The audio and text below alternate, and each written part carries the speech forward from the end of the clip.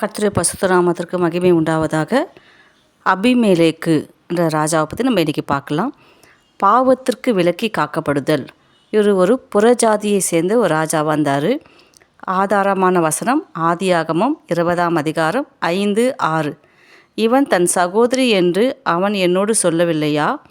அவள் தன் சகோதரன் என்று இவளும் சொன்னாளே. உத்தம இருதயத்தோடும் சுத்தமான கைகளோடும் இதை செய்தேன் என்று சொன்னான். அப்பொழுது தேவன், உத்தம இருதயத்தோடு நீ இதை செய்தாய் என்று நான் அறிந்திருக்கிறேன். நீ எனக்கு விரோதமாக பாவம் செய்யாதபடிக்கு உன்னை தடுத்தேன். ஆகையால் நீ அவளை தொட நான் உனக்கு இடம் கொடுக்கவில்லை.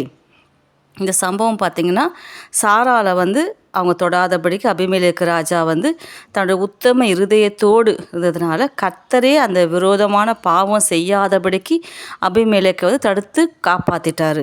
அபிமெலேக்கு ஒரு புறஜாதியான ஒரு ராஜா தான். ஆனால் ஆபிரகாமுக்கு இருந்தது போல் அவர் மகிமையின் தேவனை தரிசனம் பண்ணதும் இல்லை, மகிமையின் தேவனை அவர் பார்த்ததும் இல்லை, மகிமையின் தேவனோடு அவர் பேசினதும் இல்லை. ஆனால் அபிமெலேக்குக்கு தேவ பயமும் தெய்வ பயமும் அதிகமாக இருந்துச்சு. அந்த ஸ்திரீ ஒரு புருஷனுடைய மனைவி அப்படின்னு அவன் அறிஞ்ச உடனே மிகவும் என்ன பண்ணார், அவர் பயந்துட்டார். அதை சொல்கிறாரு, கர்த்தாவே நான் இதை தப்பாக செய்யலை, நான் இதை அவங்க சொன்னதுனால இப்படி பண்ணிட்டேன் அப்படின்னு தன்னுடைய வழிகளில் அவர் உண்மையும் உத்தமமாக இருந்தார். அதனால தான் கர்த்தர் அவர் என்ன பண்ணார்னா, பாவம் செய்யாதபடிக்கு கர்த்தர் அவர் தடுத்துட்டார். நம்மளும் உண்மையும் உத்தமமாக வாழும்போது கர்த்தர் நம்மளை எந்த பாவ காரியத்தில் நம்ம ஈடுபடாதபடிக்கு, பிரியமில்லாத காரியத்தை நம்ம செய்யாதபடி கர்த்தர் நம்ம தடுத்துடுவார். பாவத்துக்குள்ள நம்ம விழுந்து விடாதபடிக்கு கர்த்தர் நம்மளை பாதுகாப்பார். அவர் தமது பரிசுத்தவான்களின் பாதங்களை காப்பார் என்ற வார்த்தையின்படியாக நம்ம எந்த பாவத்தில் சிக்கி கொள்ளாதபடிக்கு அபிமெலேக்கை காத்த கர்த்தர் நம்மளை இன்னைக்கு எந்த பாவ சிக்கல்களை சிக்கி கொள்ளாதபடி காப்பார்.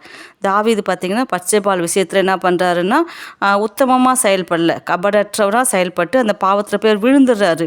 அதுக்கப்புறம்தான் அவர் தானே உணர்ந்து, தேவனே சுத்த இருதயத்தை நீர் சிருஷ்டியும், நிலைவரமான ஆவியை என் உள்ளத்தில் புதுப்பியும், மறைவான குற்றங்களுக்கு என்னை நீங்களாக்கும், அப்பொழுது நான் உத்தமனாகி பெரும் பாதகத்துக்கு நீங்களாக இருப்பேன் அப்படின்னு என்ன பண்ணுறாரு. அதுக்கு பிறகு தான் என்ன பண்ணுறாரு, அவர் ஜெபிக்கிறாரு.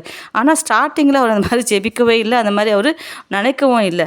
ஆகவே நம்ம அப்போ எது செஞ்சாலும் உத்தம இருதயத்தோடு செஞ்சால் போதும், கர்த்தர் உத்தமனுக்கு அவர் துணையாக இருப்பார். நம்ம எந்த விஷயம் செய்கிற காலத்துலேயும் நம்முடைய இருதயம் நம்மளை குற்றவாளியாக தீர்க்காதபடிக்கு நம்ம தீமையை விட்டு விலகுவதே கர்த்தருக்கு பயப்படுகிற பயம். அந்த உத்தம இருதயத்தோடு நம்ம நடந்தால் கர்த்தர் அபிமெலேக்கை பாதுகாத்தது போல் நம்மளையும் பாவத்தில் சிக்கி கொள்ளாதபடிக்கு கர்த்தர் பாதுகாப்பார். அல்லேலூயா.